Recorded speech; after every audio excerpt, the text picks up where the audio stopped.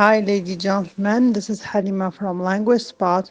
Today we are going to practice English. A famous clock. When you visit London, one of the first things you will see is Big Ben, the famous clock which can be heard all over the world on the BBC. If the Houses of Parliament had not been burned down in 1834, the great clock would never have been erected.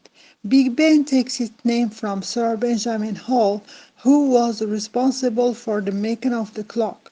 When the new Houses of Parliament were being built, it is not only of immense size, but it's extremely accurate as well.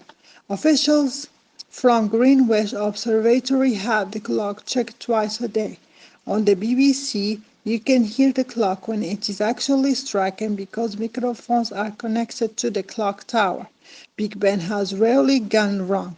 Once, however, it failed to give the correct time. A painter who had been working on the tower hung a pot of paint on one of the hands and slowed it down.